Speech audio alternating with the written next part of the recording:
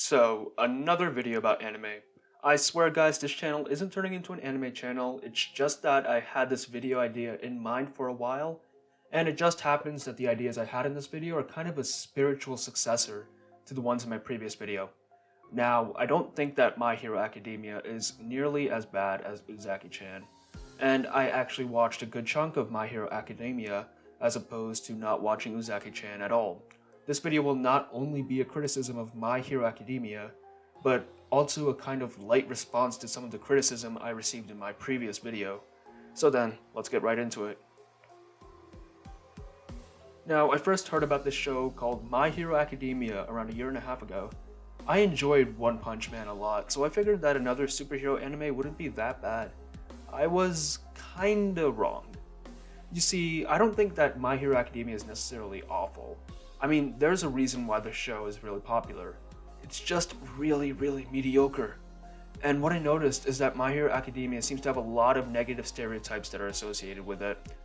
Surprisingly enough, the fans of the show seem to be completely fine with these stereotypes, which makes sense since the fans of the show seem to be your typical anime fans who watch a lot of other shows. And I can say that My Hero Academia ticks all the boxes of negative anime stereotypes. Now, I'm not just saying this after watching 1 or 2 episodes. No, I sat through 3 whole seasons of the show. 3 seasons before I said this was enough.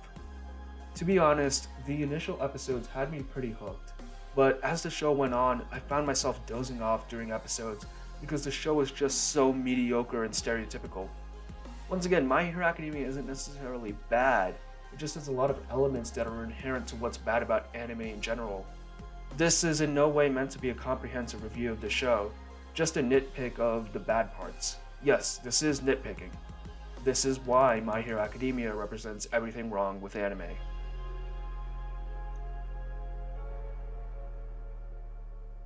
So My Hero Academia is a show where superpowers are really common, so around 80% of people have some sort of power, known as a quirk.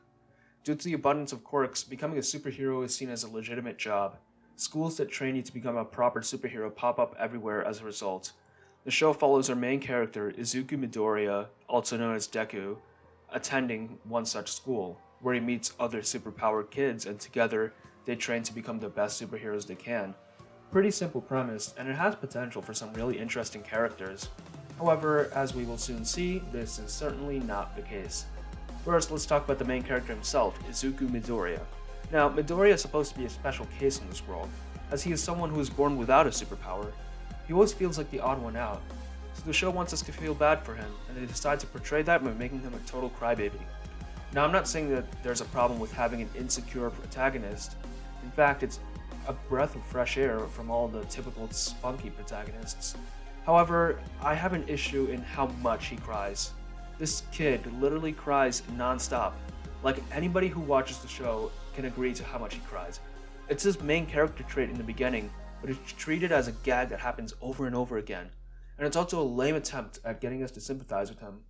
Instead of actually having us be invested in him, they just shove in 20 crying scenes per episode and hope we feel bad for him. However, this character trait does a 180 whenever it's convenient to the plot. He has this infallible hero complex that makes his character really boring. He's always the perfect underdog with no negative traits and qualities. He's intelligent, strong, selfless, and popular. He's literally the perfect golden boy. Like, the serial killer Stain decides to save his life because he believes Midoriya is a shining beacon of justice on the same level as All Might. Are you kidding me? And his quote-unquote flaws have no actual consequences within the show. For example, the show makes a point to show that Deku has a tendency to overthink and to be indecisive. A good way to incorporate this into the story is to have him take too much time to make a decision in the middle of a battle, and then that being a reason why he loses. That would be an actual consequence that could kickstart character growth and make him be more assertive in the future. But no, whenever he's a real battle, he's a tactical genius. I feel like that's the biggest issue with Midoriya's character. He flip-flops between useless whiny idiot to a perfect hero at the whim of the plot. And the show also tells us at any possible moment that he will grow up to become the #1 hero. If my memory serves me right, the first thing we ever see in the show is Midoriya talking about how this is the story about how he became the best hero in the world. Why the hell would you reveal where the character concludes his journey before we even met him? Imagine if at the beginning of Death Note, Light says, "Hey guys, my name is Light Yagami and this is the story about how I became a serial killer worshipped as a god, but then got gunned down by police after a manhunt that spanned years." It would honestly ruin his character development because at the beginning of the show, we didn't really know where he would go. Although, to be fair, Midoriya does have more character than pretty much every other character in the show. Why have characters that are well written when you can have characters who each have one trait and then introduce dozens of them every couple of episodes? Okay, there may be some other characters that have the most shallow character arcs, but when I say shallow character arcs, I really mean it. One of the most popular characters in the show is Shoto Todoroki. He is a person with fire powers who comes from a family of power and has expectations put onto him as a result of him being expected to live up to eventually replace his parents. His family is also abusive, and he has a burn scar on the left side of his face, which is a result of the actions of one of his abusive parents. Yeah, the author is not even trying to hide the fact that this guy's a Zuko clone. His character arc is obviously him dealing with his past and his parents. Due to the fact that he hates his father, he refuses to use the fire side of his power and only uses the ice powers he inherited from his mother.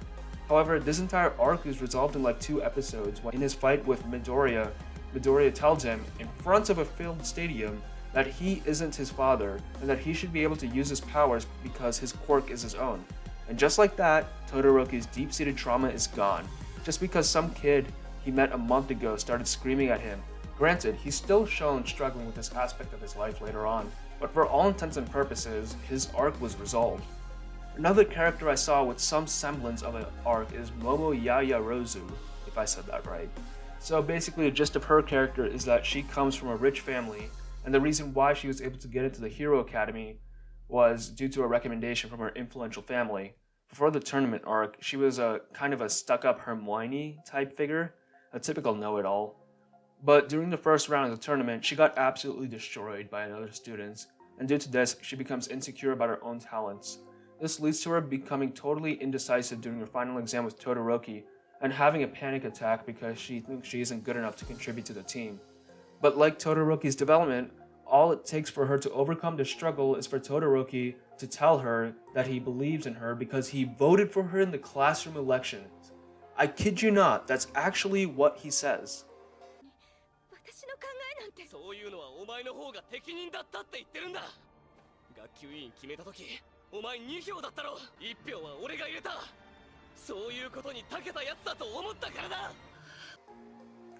And just like that, she's back to her old self.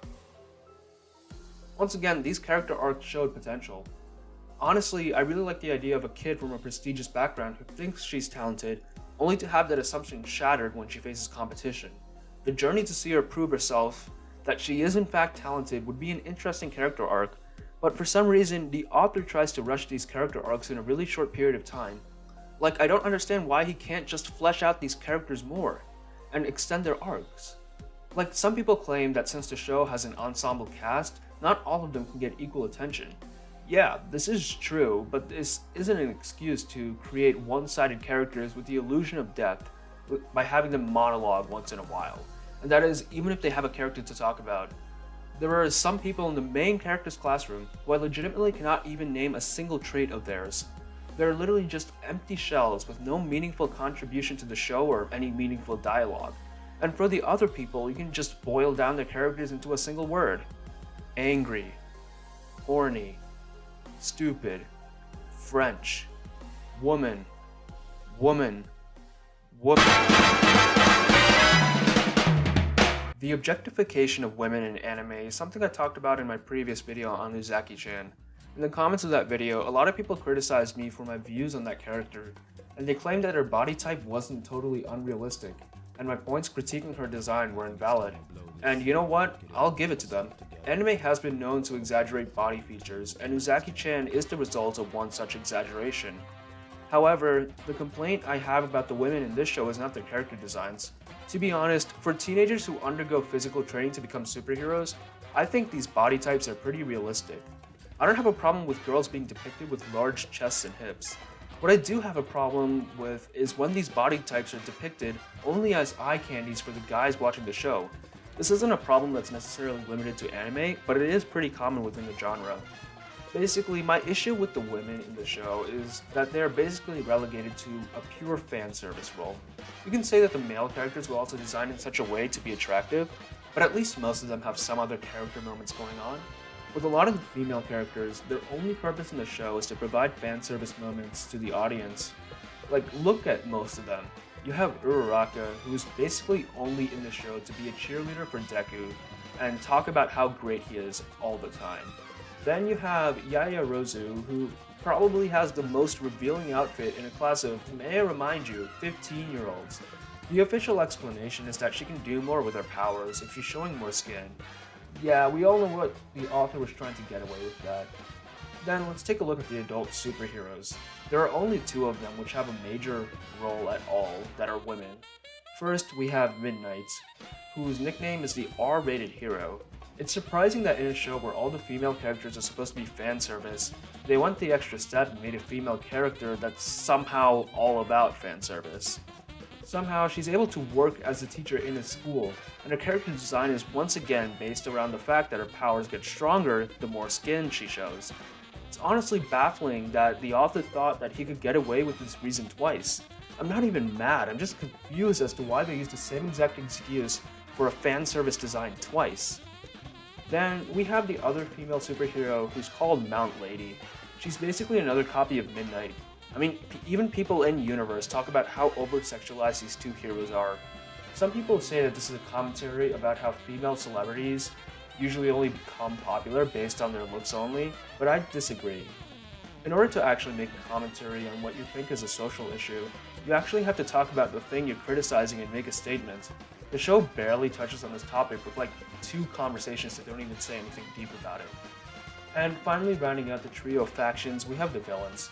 There's only one female villain in the whole show. Her name is Toga, and she's basically just Harley Quinn for weeaboos. Her whole character seems to be the tsundere anime stereotype, which is basically just a crazy girl obsessed with a dude. In this case, she seems to be obsessed with the main character because, of course she is. Honestly, this character is just further proof that the girls in the show were never meant to be actual characters with depth and just fan service. I mean, you literally only have one female villain in the whole show, and she's just tsundere fan service. My god.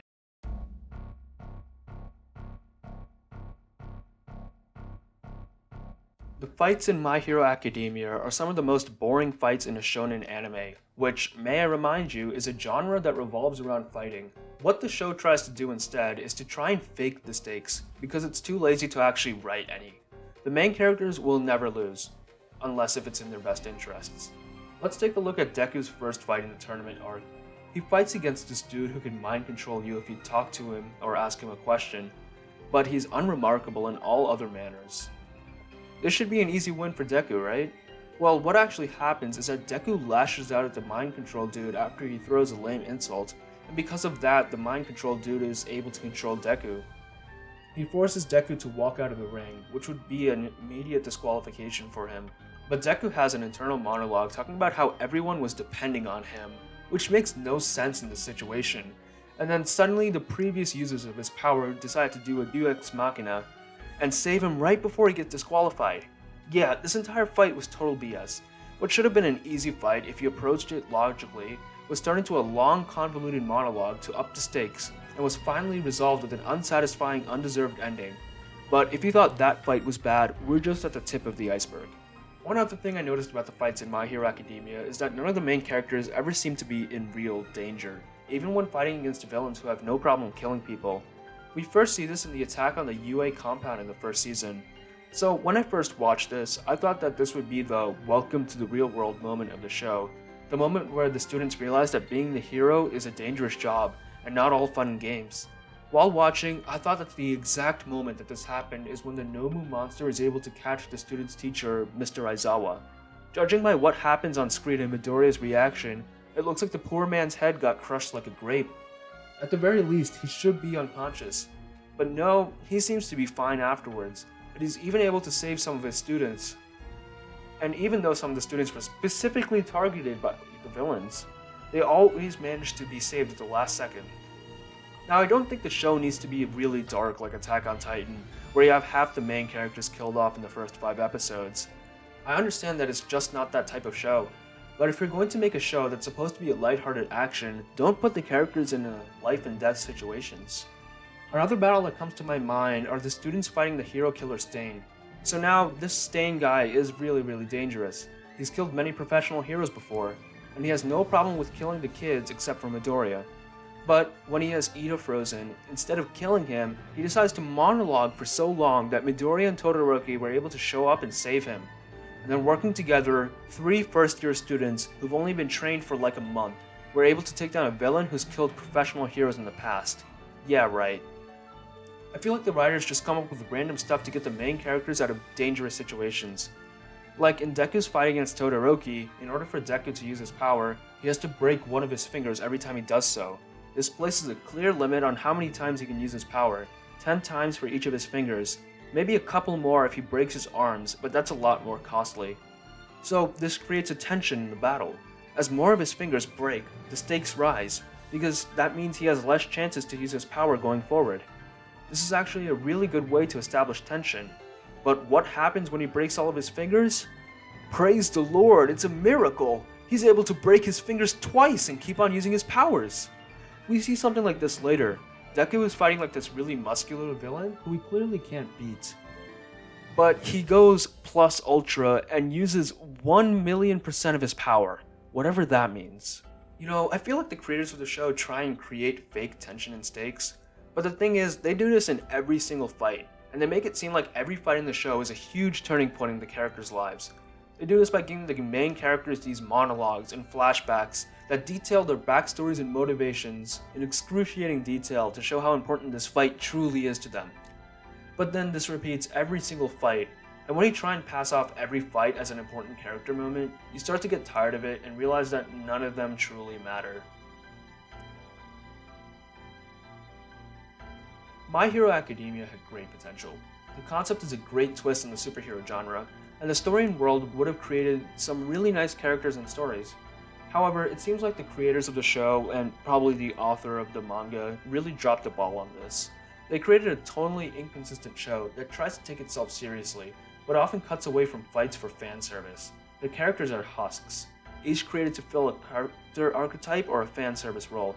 Without any proper character development, there are no true stakes in battles, and they have to raise the stakes unnaturally, resulting in all the battles feeling meaningless. If I were to describe it in one sentence, it is a shell of a great show.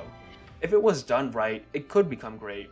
And remember, I only watched the first 3 seasons. It's entirely possible that the series becomes a lot better later on.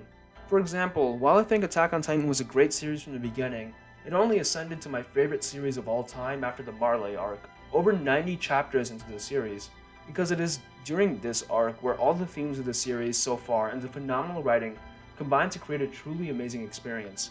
Maybe My Hero Academia will undergo a similar transformation in the future, but looking at the quality of the show now, it seems like it won't happen. Thank you guys for watching. Make sure to like, subscribe, and share with your friends so I can make some more content for you, and I'll see you in the next video.